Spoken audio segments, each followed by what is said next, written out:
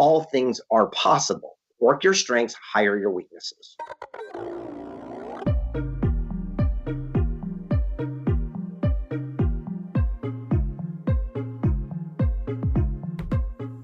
Welcome to the Productivities Podcast. Greg Reid, thanks for joining me today. Absolutely. All right, let's dig into, for those who don't know about you, that are listening to this program.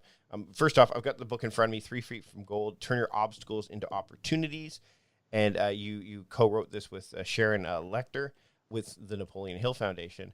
I want to find out a little bit more about you and let my audience know a little bit more about you so that we can kind of direct the conversation in a way that I think is going to be productive for them, because there's a lot going on every single day for people, and I know the idea of turning obstacles into opportunities is something that people really are interested in kind of digging into. Well, first of all, thanks for having me on, Mike. This is really cool, and I've been looking forward to it. Hi, everyone. My name is Greg. I'm an author, speaker, and filmmaker in the mean streets of San Diego, California.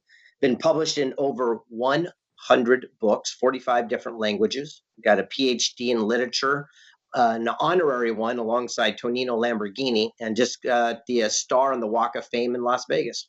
Awesome. Now, one of the things that, as I was going through the book, that stood out for me, and when I read a book, if something stands out to me, I'm going to go to it first before I kind of go in chronological order, is the idea of planning. And the thing that showed up right away when I was going through the contents of the book, and I tore right to the page, was stop planning. Now, I've long said that there's this quote that Eisenhower threw out, which is when going into battle, I find planning to be useful, but plans useless. But you've said stop planning altogether. So can you dig into that a little bit? Because I think that a lot of people, hold on. And maybe in uncertain times, planning is kind of tricky because things can change from day to day. But what do you mean by stop planning altogether? Yeah, it's funny. Mike Tyson even had a quote that says, all your planning and training goes out the window the second you get punched in the face. That's reality. Yep. But Truett Cathy, founder of Chick-fil-A restaurants, gave me a great insight. I said, hey, Truett, I want to be a billionaire just like you. What do I do differently? And he said, stop planning. And I said, well, that goes against everything I've ever learned. And he said, last year you had a lot of plans. I go, yeah. And he goes, how did that work out for you? He says, you probably hit a goal from time to time, but how it went did not go as you expected. He goes, look for and capitalize on unexpected opportunity. He said, if I'm on my sofa and I want to get to the end of the street, that's my goal. I have to get up, take action, and not overthink it, like where I'm going to pause and take a break. He goes, I'm looking for opportunity. Did a kid leave a skateboard or a bicycle out to make my journey short? If I get lucky, I'll wave down a neighbor driving by and hitch a ride to the end of the street. He says, either way, I'll get to my goal. I'm just not so caught up in exactly how it has to happen. Let's discuss the title, because there's a story in that as well. People will look at the title and go 3 Feet from Gold. That they're immediately thinking, especially when they see Think and Grow Rich, and they're like money. But there's more to it than that. So can you kind of explain where the title came from? I know that there's a story in here, and I want people to definitely pick up the book to check out all of this. And one thing I really do like about the book, by the way, is the chapters are bite-sized. Like each chapter is short, but there's a lesson inside of each. And there's a story, and this is one of them. So can you share a little bit about where the title came from? Absolutely. And by the way, we're doing this call from my home right here in Carlsbad in San Diego. And the trash truck's going to be out front. This is just reality. We're doing it in our living room just to let you know. But the story comes from the very first chapter of Think and Grow Rich, the 20th best-selling book in history, the Bible of personal development. And it's a story about a guy named R.U. Darby who has gold fever but knows nothing about gold. Goes out west, starts digging, finds a couple of nuggets, gets excited, and he hides it and tells his family and friends. They chip in money to buy equipment to pull it out by the ore cart. And first enough, the cart comes out and it's filled with gold. Woohoo! It's going to be rich. But then the gold ran out. Kept digging, but there's no more gold. Defeated, he walks out of the mine and says, I quit, and sees a junk man walking by. Says, hey, buddy, give me a couple $100. I'll sell you the mine, the deed, the equipment. I'm done digging this business. I'm out of here. And the junk man, surveying the equipment, was worth thousands, said, you got a deal. And Darby goes home defeated. But then the junk man goes to an engineer, says, what happened? He says, this guy hit gold and ran out. And the engineer starts laughing. He says, that's mining 101. Everyone knows that gold runs in a straight line. That's called the gold vein. What Darby did is he hit one side, hit the gold, and tap back into dirt. He says, go back to where they discovered treasure, go 3 feet the opposite way, 90 degrees, you'll tap back into the vein. Not only did the junk man pull millions upon millions of dollars out, but that's what fills Fort Knox today. And the moral is, how many times have we or someone we know quit one class short from a degree or sales or marketing? It's easy to quit, but it's the people that went the extra little bit, the extra 3 feet. They're the ones that separate the people that just wish they would have had it to the people we tell the stories today. Let's talk a little bit about Napoleon Hill, because his name comes up a lot, and I mean his work has been around for a while. And I remember talking to Jeffrey Gitomer about this as well, like the idea of timeless, like some of the books that are out there now. There's so many, but there's that timeless, the timeless elements of certain authors, certain thought leaders that have just, well, they've stood the test of time. What is it about Napoleon Hill that has, kind of resonated throughout the years to the point where when that name gets mentioned, people go, oh, there's an aura about it? Well, it's kind of interesting. I don't even know if that's true, to be honest with you, Mike, because I write the Think and Grow Rich series through the Napoleon Hill Foundation. And the realities are, you might know it, I might know it, thought leaders might know it, but the general population does not. Right. You would be so surprised how many times I go speak to corporations and places all around the world that they've never even heard of this amazing classic. And the realities are, it's what separates the 95% who dream of success to the top 5%, I think, who actually achieve it. And the reason why Napoleon Hill is synonymous with success is because those principles he shared have stood the test of time. What he wrote 100 years ago still is true today. It's the same thing as if you jumped off a building 100 years ago, physics would tell you you're going to smash on the sidewalk, right? Yeah. Well, the same thing applies today. What you think about will naturally come to be. Your actions become your realities.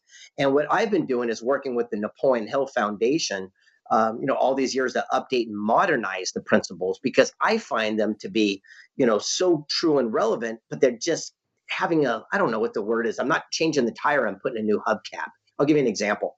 Napoleon Hill in Think and Grow Rich, the biggest chapter was called The Six Ghosts of Fear. Mm-hmm. And it was talking about, what people fear the most. Well, 100 years ago when he did it, they talked about the fear of loss of love, which is the greatest mankind fear. I don't think that's true today. And it was the fear of old age. I don't think that's true today. The fear of things. So what I did is I went with Sharon Lechter and the Napoleon Hill Foundation, says, what is the modern ones? And we said, it's the fear of pain. It's the fear of loss. It's the fear of the unknown. And the biggest one is the fear of judgment, the fear of criticism. There's a bumper sticker that says, what would you do if you couldn't fail? The big question is, what would you do the moment you stop worrying about what other people thought? Yeah, and I think that's those are really good points. The fact that it's almost like you got to the core of the matter with those elements, right? The idea of pain, loss versus the loss of love. You went to the core to add another element of timelessness to it. And it seems to me that, and by the way, I think you're right. You're spot on. We kind of are in this bubble a little bit. I mean, I remember talking about, I used to say GTD all the time. Oh, GTD this. And people are like, what is GTD? I'm like, you don't know who David Allen is, the author of Getting Things Done? They're like, no, who's that? We get caught in these little bubbles where it's like, oh, right, I've got to remember that I'm deep into this, but you might not be. So there is that there as well. I want to talk a little bit about the simplicity of a lot of this. Now, I'm not saying it's easy, but there's some simplicity elements, especially when you talk about the idea of CPC. And there's a power behind that. Can you describe to my listener here, and there will be many, but this one that's listening right now that's like, I need something that's gonna help direct me in the right direction, and help me get some of the insights that I really need. What is CPC and why does it have so much power? First, I'm going to say, Mike, you did some homework, because just the fact you're asking me this question is pretty darn cool. You're like one of only 5 that have even touched on this one. So CPC is from a book that I wrote recently called Wealth Made Easy. I interviewed people worth $100 million to $1 billion, and I kept asking them what their blueprint for success was.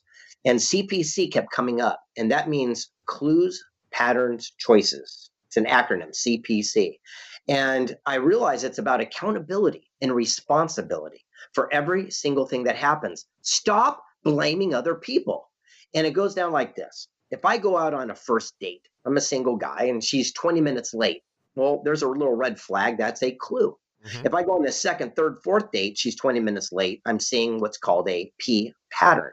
Now it's my C choice whether I deal with it, adjust it, yell at her, break up with her, but it's not her fault. She's just late. Stop trying to change people. It's the same thing. How many times have you seen someone who's got a bad reputation in business? They'll cheat your best friend. We'll do something with them thinking it'll be different this time. And when things go awry, we're mad at that person. It'd be the same thing as watching a rattlesnake rattle, bite your kid's sister, and you go to pet it and get bit, and you're mad at the snake. Have accountability and responsibility by following CPC, clues, patterns, choices. You know, the reason that this fascinated me when I came across it was I talk about this a lot when it comes to people wondering why they're not getting things on their done on their to-do list. I said, you've got to give yourself better clues. If you see something like work on book and your brain goes, there's no way I can get the book done today, that's a clue that you need to break it down into smaller bite-sized pieces. So that was what's interesting is that is a simple philosophy and concept to kind of look at it and go, that makes sense. So now my next question is why do we get in our own way when it comes to this sort of thing, and to kind of when it doesn't, either when it feels like it's too hard to do, such as like basically making it a habit. How do we entrench that in, like, whether it's CPC or some of the other things that you've talked about, not only in this book, but in some of the other, you've written a lot of books. How do you build some of those principles and concepts into something that just becomes a way of operating? Well, it's by daily actions. It's so interesting. I'm working on a new book right now. It's called Be Kind to Your Future Self. Mm. And the whole idea is, what incremental steps can we do today to have a brighter tomorrow? So, if I want to be 20 pounds lighter for, summer break, that means I got to put the cheeseburger down today. And if I want more cash in my bank account in 6 months from now, that means I put $20 into a shoebox every single week until, 6 months from now, I got a shoebox full of cash. So it's all those incremental steps. But to answer your original question, one of the things that holds us back is, unfortunately, we're codependent enabler type human beings. And this is just our fact. And so we're always trying to fix people. We're always trying to, project our stuff onto them. And if looking back in life, rarely are we mad at ourselves for a bad business move or a bad relationship. We're usually just mad at ourselves that we held on too long. Meal planning is important because it prevents us from being a disappointed wreck when dinner time comes around and we have no clue what to make, or even if we have the ingredients to make the meal. It's a time and a money saver, but most importantly, it frees up valuable brain space. Creating a meal plan prepares us for the week to come and gives us peace of mind that we're organized and can feed ourselves and our family. That's why I do it, and that's why Plan to Eat helps me do it. Your subscription includes access to the Plan to Eat website and fully featured mobile apps on iOS and Android. And Plan to Eat gives you the tools to clip and organize recipes from any website, the ones your family loves and that fit your dietary preferences and needs. And you can create a meal plan around your schedule. Then what happens is the Plan to Eat software automatically creates an organized shopping list based on your plan. So sign up for your free trial at plantoeat.com/timecrafting. That's plantoeat.com/timecrafting. The coupon will be automatically applied to your account and can be used when you're ready to subscribe. It's valid for new customers only. Give Plan to Eat a try today. Okay, let's take a break from the conversation now to talk about our sponsors. Thanksgiving and Black Friday may look a little different this year, but there's still a lot to be thankful for, like being able to find the right people for your team when the holiday rush has you ramping up your small business needs. So when you're ready to make that next hire, LinkedIn Jobs can help by matching your role with qualified candidates so you can find the right person for your business fast. Now, I'm ramping up my business. This is my busiest time of year. The people want to end the year strong and they want to start the next year right. And I'm going to look at LinkedIn Jobs to make that happen for me, because there's a variety of reasons to make that happen, to make LinkedIn Jobs the place you go. For example, LinkedIn is an active community of professionals with more than 706 million members worldwide. Getting started is easier than ever with new features to help you find qualified candidates quickly. You can post a job with targeted screening questions, and they'll quickly get your role in front of more qualified candidates. You can manage job posts and contact candidates from a single view on the familiar LinkedIn.com, as functions are streamlined onto one simple screen.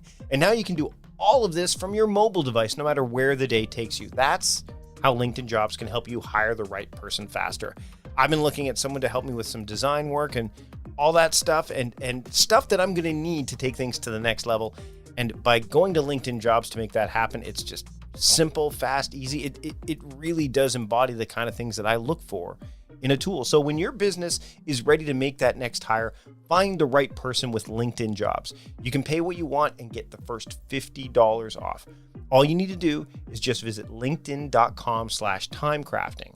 Again, that's linkedin.com/timecrafting to get $50 off your first job post. Terms and conditions apply. So what are you waiting for? If you're looking to hire, then you want to check out what LinkedIn Jobs has to offer. Again, linkedin.com/timecrafting.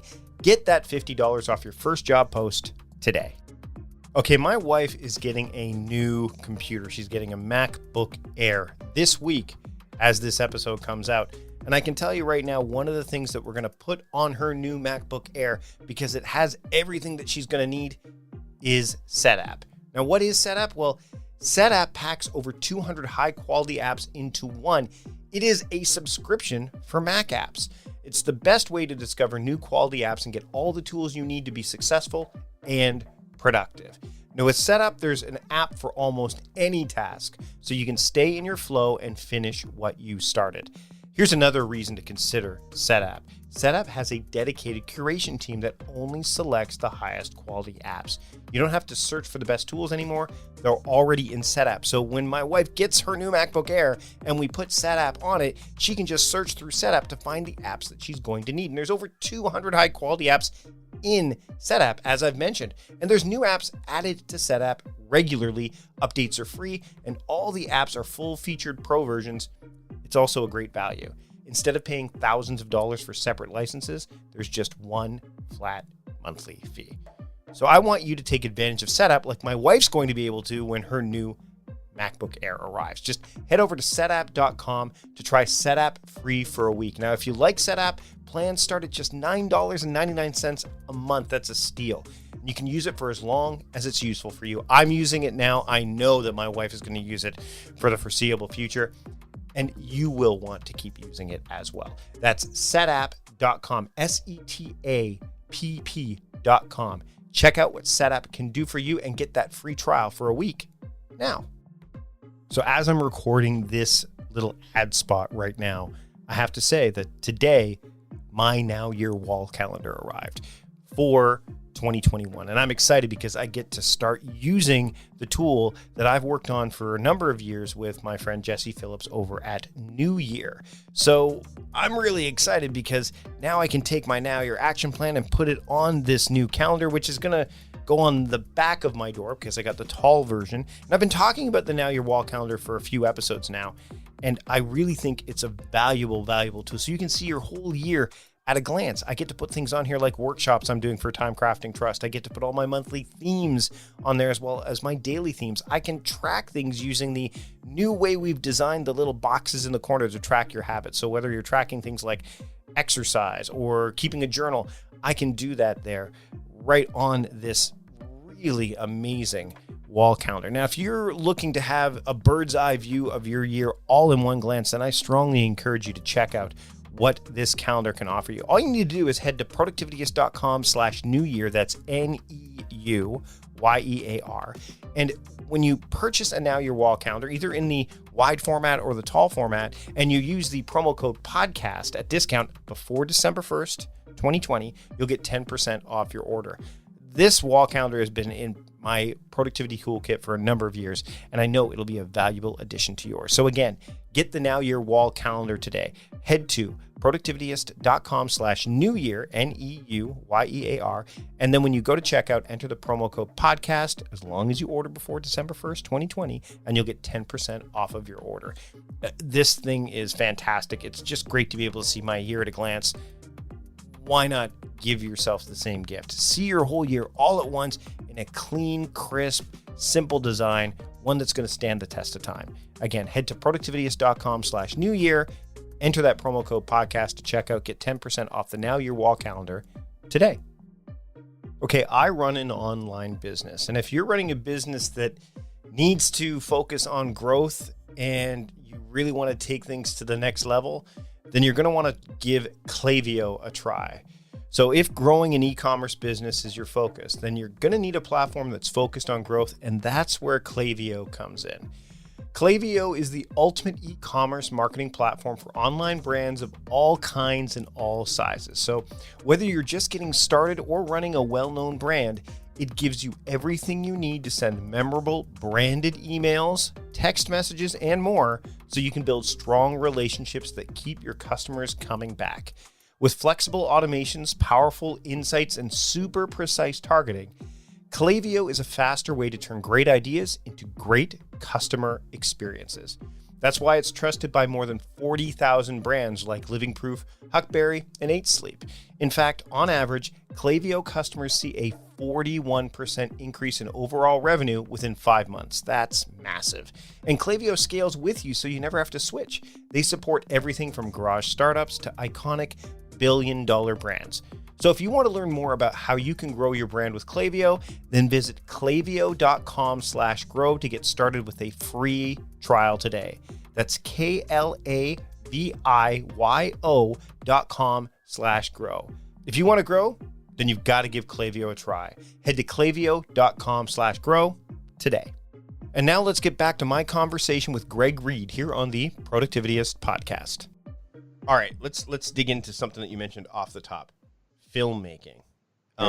I've been spending more time looking at video lately, and not in the way of let's follow the formula necessarily for a typical YouTube video. There's lots of productivity YouTube channels out there that are talking about apps and things like that. But my history is I started in doing comedy and things like that, and I wanted actually to become a screenwriter and filmmaker and actor. That's what I wanted to do. What's interesting is I've been able to kind of do some of that stuff with my work now. So it's been an interesting ride to this point, and I feel like this is the season I'm kind of in.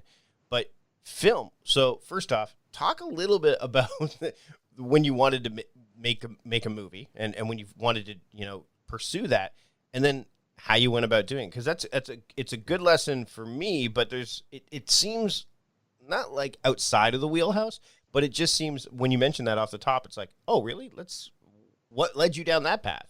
Yeah, it's interesting. So there's 3 little compartments we got to open up. So one, in my family, my siblings and everything have got like PhDs and master's degrees in theatrical arts, except for me. Yet I'm the only person in this space. So go figure that. Door number 2 is I did a bucket list when I was 17 of 80 impossible items, and one of them happened to be making movies, but that wasn't my goal. What happened is I was writing a book called Think and Grow Rich, Stickability, The Power to Persevere. And I was interviewing a guy named Frank Shankwitz, who started a nonprofit called Make-A-Wish Foundation. Mm-hmm. And during the interview, I asked him a question. What was your wish? And he looked at me like I had 2 heads. And he says, what do you mean? I says, well, your founder of Make-A-Wish, what did you ask for? And he says, Greg, no one ever asked me. I says, well, I will be the guy to grant your wish. I go, would you like a Lamborghini? What would you like? I'm going to give it to you. And he says, I just want my story to be told so my grandkids will know that I did something. So he signed over his life rights, and I said, I'll make it into a major feature film, but just know I've never made a feature film. And he trusted me. It took 6 years, millions of dollars. And we actually made the official ballot for the Oscars this last Oscar season. But more importantly, we're trending worldwide on Netflix at this very second. And the movie is called Wish Man. Wow. Okay, so let's unpack that a little bit. So the choice that you made in that moment, mm-hmm. you said, number one, you gave him something that he had never had asked before, which is amazing. And it's kind of interesting because you'd think that, I mean, your thought was, well, yeah, I mean, you clearly had a wish, so you want to help other people's make wishes, but it never really went down that path.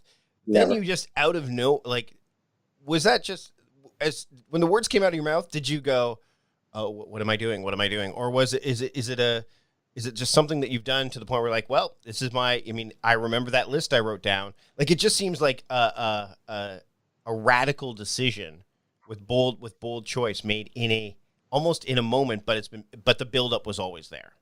Yeah, and so to answer all those questions is it just hit me, I guess, is the thing. That's what I do. I ask weird questions Right. because I'm a journalist. I mean, I write books, right? So I ask questions. It was interesting. One time I was hanging out with a guy named Bob Proctor. A lot of people might know him from The Secret Hmm. or something of this nature. He's a motivational legend who did a book called Born Rich. And he goes around the world carrying a copy of Think and Grow Rich. I mean, he's such an addict to Think and Grow Rich.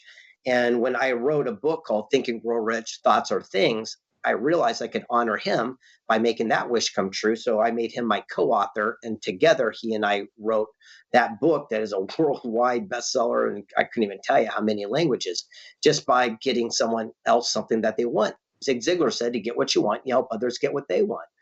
One time I had a meeting with the lead singer of Little River Band. When I was a kid, they had a song out reminiscent that Hmm. was my theme song as a child. I remember that song. Right? I'm in that age range. I know. Right. I remember hearing that song on the AM radio. Yep. And we were in the backyard. And I says, "What would you do if you could do anything?" And he says, I'd be in a 3-piece jazz band and play the standing bass.